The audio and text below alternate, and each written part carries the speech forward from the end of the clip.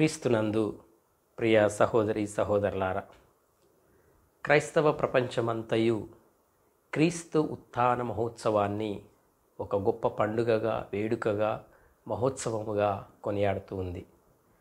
క్రీస్తు ఉత్థానము సంతోషకరమైన, విజయకరమైన పండుగ. ఈ ఆనందము ఒక్కరోజు మాత్రమునకు పరిమితమైనది కాదు.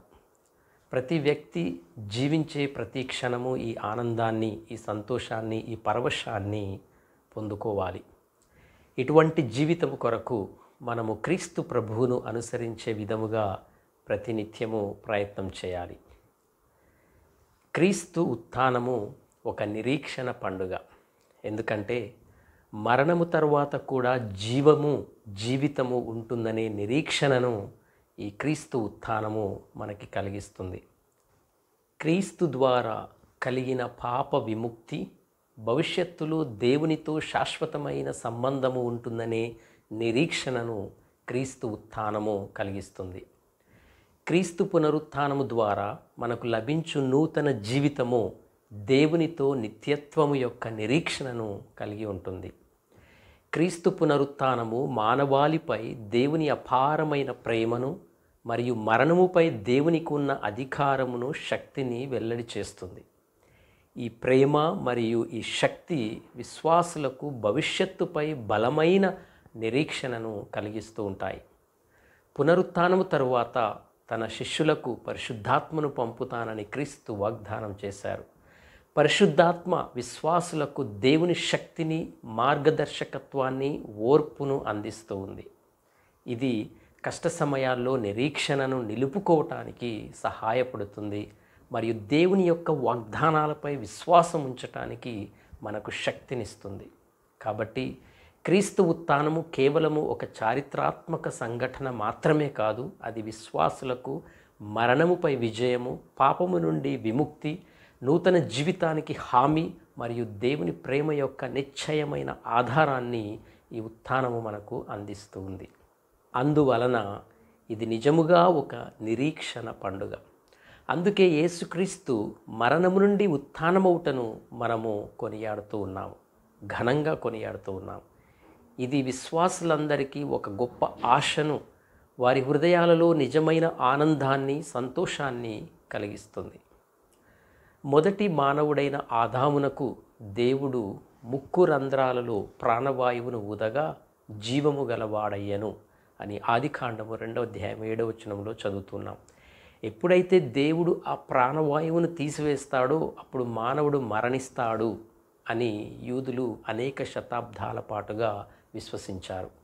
మరణించిన వారు షయోల్ అనగా నరకాగ్ని, నరకము, నరక కూపము, అగ్నిగుండము, పాతాళ లోకము, మరణించిన వారి స్థితి లేదా నివాస స్థానము అని పిలువబడే ఆ స్థలములో ఉందురని యూదులు భావించారు. షయోల్ వెనుక మరో జీవితము ఉంటుందని వారు ఎప్పుడూ కూడా ఊహించలేదు. షయోల్లో మరో జీవితానికి కానీ, దేవునితో సహవాసమునకు కానీ ఎటువంటి ఆస్కారము లేదు. మరణముతో అంతా ముగుస్తుంది అని, మానవునికి అదే శాశ్వత ముగింపు అని వారు విశ్వసించారు. కనుక ఆదికాండంలోని పితరుల వలె భూలోకంలోనే ఎక్కువ సంవత్సరాలు బ్రతకాలని, జీవించాలని ఆశించేవారు.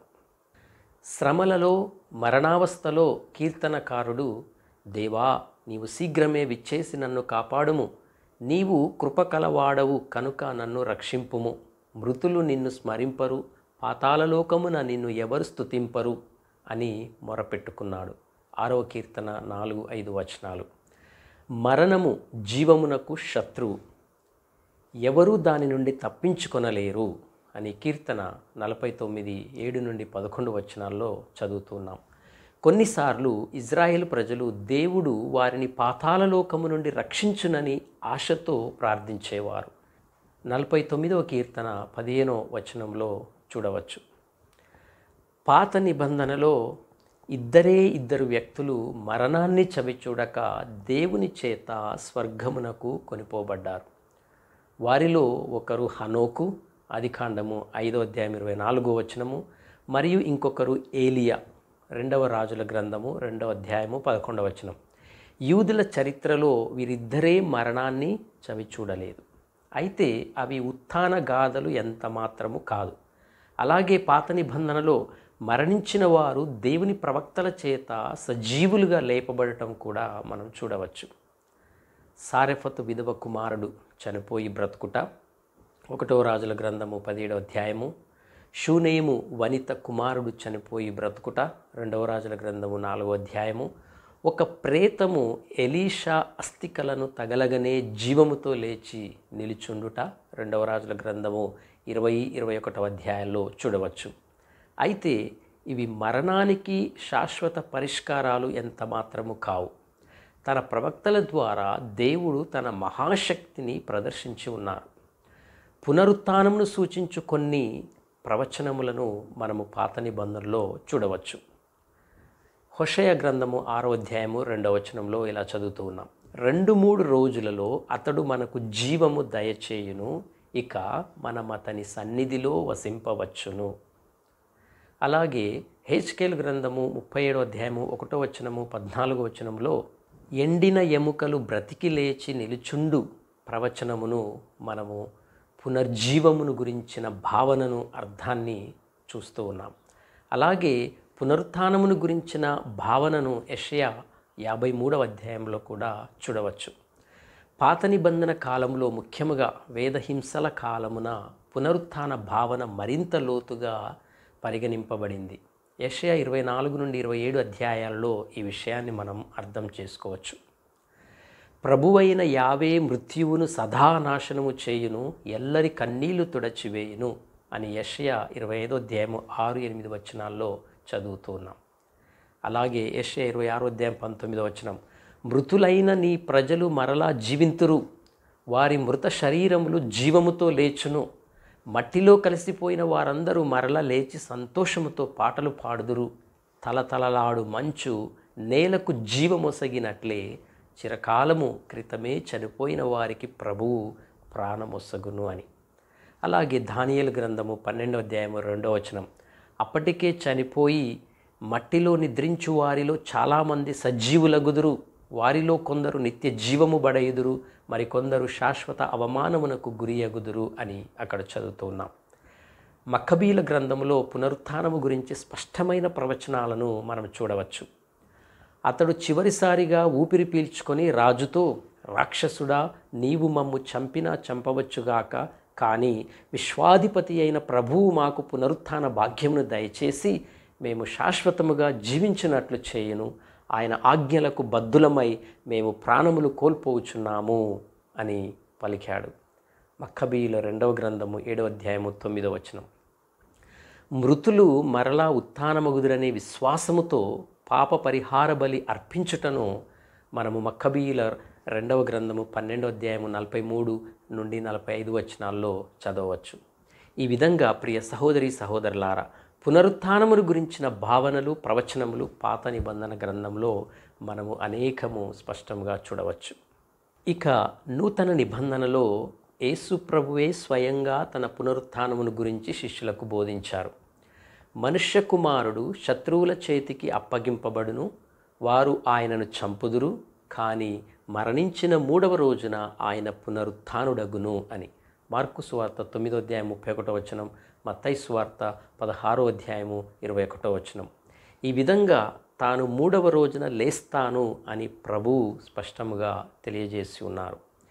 యేసు శిష్యులు ఆరంభంలో యేసు పునరుత్థానమును అర్థం చేసుకోవటంలో, పునరుత్థాన సూచనలను గ్రహించటంలో ఇబ్బంది పడ్డారు. ఆయన జీవించి ఉన్నాడనియు మగ్దలేన మరియమ్మకు దర్శనమిచ్చననియు విని కూడా వారు నమ్మలేదు. వాటిని కట్టుకథలుగా భావించారు. మార్కు సువార్త 16వ అధ్యాయం 11వ వచనం, లూకా సువార్త 24వ అధ్యాయం 11వ వచనం. అయితే పునరుత్థానమైనటువంటి యేసుతో వారి వ్యక్తిగత అనుభవము ద్వారా, అనుభూతుల ద్వారా వారి విశ్వాసం బలపడింది, వారి నమ్మకం బలపడింది. ప్రభువును చూచి వారు ఆనందించారు. యేసు ఉత్థానమును విశ్వసించిన అపోస్తలులు పునరుత్థానమును ఘాటుగా ప్రకటించారు. ఉత్థానమును గురించిన వారి బోధనలలో రాబోవు కాలంలో దేవుడు మరణించిన వారిని వారి కార్యాలను బట్టి సజీవులుగా లేపును అని మనకి అర్థమవుతుంది. నూతన నిబంధన యొక్క వేదాంతమును, వ్రాతలకు మూలము, ఆధారము యేసు పునరుత్థానమే అని చెప్పడంలో ఎలాంటి అతిశయోక్తి లేదు. క్రీస్తే లేవనెత్తబడనిచో మా బోధన వ్యర్థమే, మీ విశ్వాసమును వ్యర్థమే అని కొరింథీయులకు రాసిన మొదటి లేఖ 15:14 పౌలు స్పష్టంగా రాసి ఉన్నారు. పునరుత్థాన గాథలు యేసు ఉత్థానమును గురించి బోధించటానికి అపోస్తలులకు దోహదపడ్డాయి. నూతన నిబంధనలో కనీసము 3 పునర్జీవన గాథలను మనం చూడవచ్చు. చనిపోయిన యాయీరు కుమార్తెకు ప్రాణదానము, అలాగే చనిపోయిన నాయీను వితంతువు కుమారుడు లేపబడటం, అలాగే పునర్జీవము పొందినటువంటి లాజరు. అపోస్తలులు, ప్రథమ క్రీస్తానుచరులు యేసు పునరుత్థానమును దేవుని మహాశక్తిగాను, మహిమగాను, మానవాళి రక్షణ కార్యముగాను వారు అర్థం చేసుకున్నారు. యేసు పునరుత్థానం సాతానుపై విజయముగాను పరిగణించారు. యేసు శిలువ మరణ సమయమున శిష్యులందరూ భయముతో చెల్లాచెదురైపోయారు. నిరాశతోనూ భయముతోనూ ఉన్నారు. శిలువ మరణాన్ని చూసిన వారు అసహ్యకరమైన, హేయమైన, అవమానకరమైన మరణముగా భావించారు.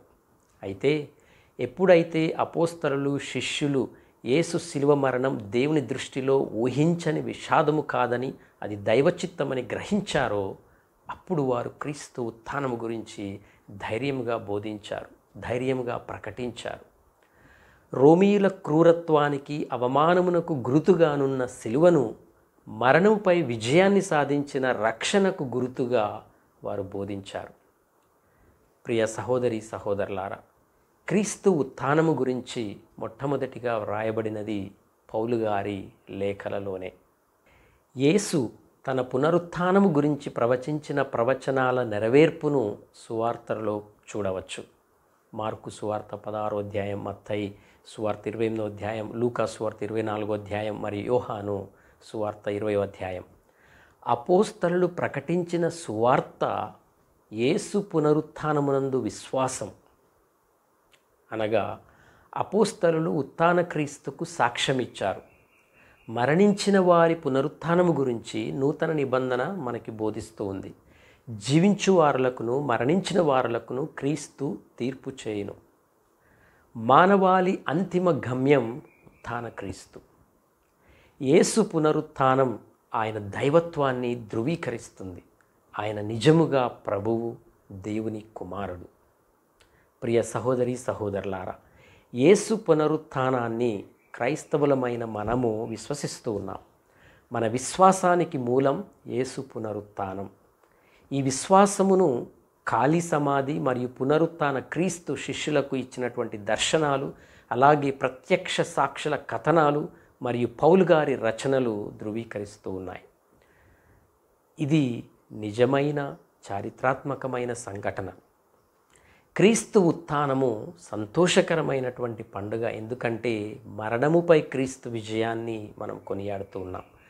మరణము శాశ్వత ముగింపు కాక నిత్య జీవితానికి ద్వారముగా యేసు చేసి ఉన్నారు. మరణము మనలను సంతోషముగా తన ఒడిలోనికి ప్రేమగా స్వాగతించే మన తండ్రి అయిన దేవుని సాన్నిధ్యానికి ప్రవేశం. ఈస్టర్ మహోత్సవం అంధకారములోనున్న వారికి వెలుగును, బాధలలోనున్న వారికి సంతోషమును, నిరాశలోనున్న వారికి ఆశను, సాతాను దుష్ట శక్తులతో పోరాడే వారికి ధైర్యమును, బలమును ఒసగుతుంది. కనుక మరణించిన తరువాతే మనకు విలువైన జీవితము మొదలవుతుంది అని ప్రతి క్రైస్తవ విశ్వాసి గమనించి, పాపమును మన జీవితంలో ఉండనీయకుండా మనము మెలకువతో జాగరూకులమై సత్యముగా, న్యాయముగా జీవించాలి. సువార్తలో వింటున్నట్లుగా ఆదివారము తెల్లవారక ముందే మగ్దలా మరియమ్మ సమాధి యొద్దకు వెళ్ళింది. ఆమె సమాధి మీద నుండి రాయి తీయబడి ఉండుటను చూచింది. ఈ విషయాన్ని మొదటిగా సీమోను పేతురు, యోహానులకు తెలియజేసింది. వారు ప్రభువును సమాధిలో నుండి తీసుకొని పోయిరి, ఆయనను ఎక్కడ ఉంచిరో మాకు తెలియదని వారితో చెప్పింది. ఆ ఇద్దరు శిష్యులు కూడా సమాధి యొద్దకు వెళ్ళి చూచి నమ్మారు. వారు చూసిన ఖాళీ సమాధి, అక్కడనున్న వస్త్రాలు వారి నమ్మకానికి పునాది వేశాయి. ఈ ఉత్థాన మహోత్సవం మనకు గొప్ప నిరీక్షణను, విశ్వాసాన్ని కలిగిస్తుంది. ప్రియ సహోదరి సహోదరులారా, యేసుక్రీస్తు మరణాన్ని జయించాడు, పాపాన్ని జయించాడు, మనకు శాశ్వతమైనటువంటి జీవితాన్ని ప్రసాదించాడు. ఈ రోజున మనము ఆనందముతో నిండి ఉండాలి. ఎందుకంటే మన ప్రభువు సజీవుడు, ఆయన మనతో ఉన్నాడు, ఎల్లప్పుడూ మనతో ఉంటాడు. ఈ శుభ సందర్భంలో మన విశ్వాసాన్ని మనము బలపరుచుకోవాలి. యేసుక్రీస్తు యొక్క ప్రేమను, ఆయన త్యాగాన్ని మనము గుర్తు చేసుకోవాలి. ఆయన బోధనలను మన జీవితాల్లో ఆచరించాలి. ఆయన తిరిగి వస్తాడనే నిరీక్షణతో మనం జీవించాలి. ఇక ప్రియ సహోదరి సహోదరులారా, క్రీస్తు ఉత్థాన పండుగ నుండి మనము గ్రహించాల్సిన అనుసరణీయమైనటువంటి పాఠాలను కొన్ని ధ్యానిద్దాం. 1. క్రీస్తు మరణాన్ని జయించి తిరిగి లేవడము మన జీవితంలోని కష్టాలు, చీకటి సమయాలలో కూడా నిరీక్షణను కలిగి ఉండాలని నేర్పుతుంది. సమస్యలు ఎంత పెద్దగా ఉన్నా వాటిని అధిగమించే శక్తి, అవకాశము ఎల్లప్పుడూ ఉంటుందని క్రీస్తు ఉత్థానము మనకు ధైర్యాన్ని ఇస్తూ ఉంది. 2. క్రీస్తు పునరుత్థానము దేవుని శక్తిపై, ఆయన వాగ్దానాలపై విశ్వాసము ఉంచటం యొక్క ప్రాముఖ్యతను మనకు తెలియజేస్తూ ఉంది. కనిపించని వాటిని విశ్వసించటం, దేవుని ప్రణాళికపై నమ్మకం ఉంచటం మన జీవితాలకు అర్థాన్ని ఇస్తుంది అని క్రీస్తు ఉత్థానం మనకు బోధిస్తూ ఉంది. 3. క్రీస్తు తనను హింసించిన వారిని కూడా క్షమించాడు.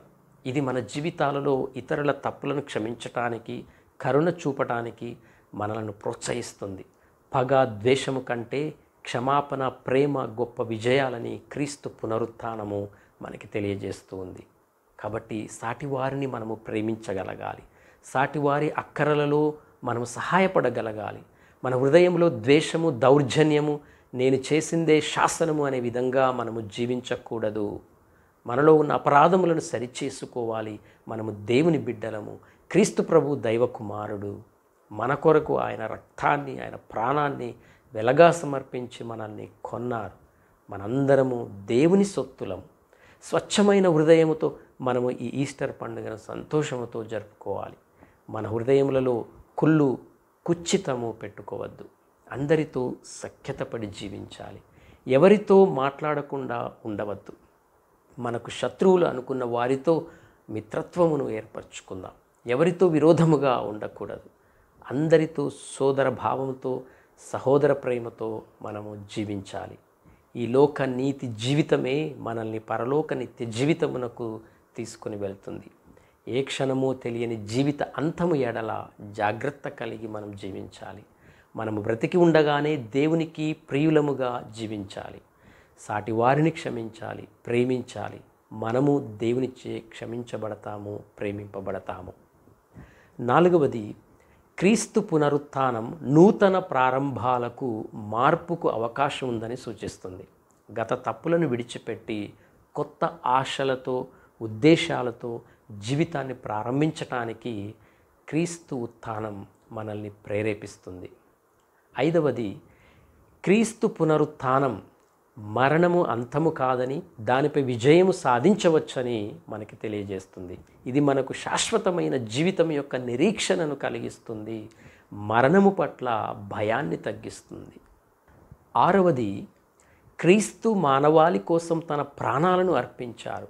ఇది ఇతరుల కోసం సేవ చేయటము, అవసరమైనప్పుడు త్యాగం చేయటం యొక్క ప్రాముఖ్యతను మనకు గుర్తుకు చేస్తుంది. ఇతరులకు సహాయం చేయడంలోనే నిజమైన ఆనందం ఉందని క్రీస్తు ఉత్థానము మనకు బోధిస్తుంది. 7. క్రీస్తు శిష్యులు ఆరంభంలో భయముతో దాక్కున్నారు, కానీ ఆయన పునరుత్థానము వారిలో ధైర్యాన్ని నింపింది. ఇది మన జీవితంలోని భయాలను ఎదుర్కోవటానికి, విశ్వాసముతో ముందుకు సాగిపోవటానికి మనకి ఎంతగానో ప్రోత్సాహకరంగా ఉంటుంది. ఇక 8. క్రీస్తు పునరుత్థానం మానవుల పట్ల దేవుని అపారమైన ప్రేమను తెలియజేస్తుంది. తన కుమారుడిని మన కోసం పంపటం, మరణము నుండి తిరిగి లేపటము ద్వారా దేవుడు మనల్ని ఎంతగా ప్రేమిస్తూ ఉన్నాడో ఈ క్రీస్తు పునరుత్థానము మనకి తెలియజేస్తుంది. 9. క్రీస్తు పునరుత్థానము ఒక గొప్ప సువార్త. దానిని ఇతరులకు మనము తెలియజేయాలి. ఇది మన విశ్వాసాన్ని ఇతరులతో పంచుకోవటానికి, క్రీస్తు ప్రేమను ప్రకటించటానికి మనల్ని ప్రేరేపిస్తుంది.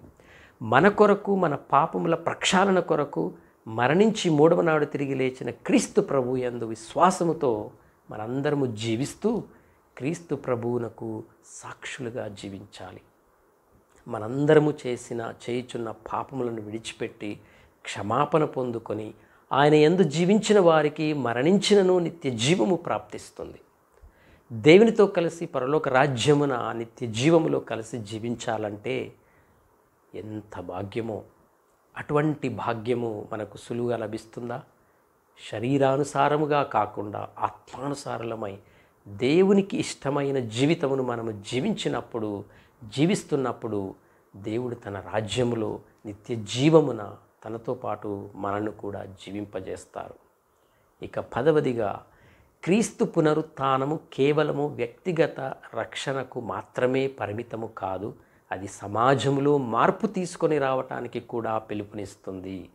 ప్రేమ, న్యాయము, శాంతిని నెలకొల్పడానికి మనము కృషి చేయాలని క్రీస్తు ఉత్థానము మనకు గుర్తుకు చేస్తుంది. కాబట్టి ప్రియ సహోదరి సహోదరులారా, ఈ పాఠాలను మన జీవితాలలో అనుసరించడం ద్వారా క్రీస్తు ఉత్థాన పండుగ యొక్క నిజమైన అర్థాన్ని మనము గ్రహించగలము. మరింత అర్థవంతమైన, ఆశావహమైన జీవితాన్ని మనము జీవించగలము. దేవుడు పవిత్ర బైబిల్ గ్రంథము ద్వారా తెలియజేస్తున్న విషయములన్నిటినీ మనందరము కూడా విశ్వసించాలి. ఆ దేవుని అనుసరణలో మనం జీవించాలి. క్రీస్తు ప్రభువు మన కొరకు తెచ్చిన రక్షణలో భాగస్థులము కాగలగాలి. నిత్య జీవితాన్ని మనము పొందుకోవాలి.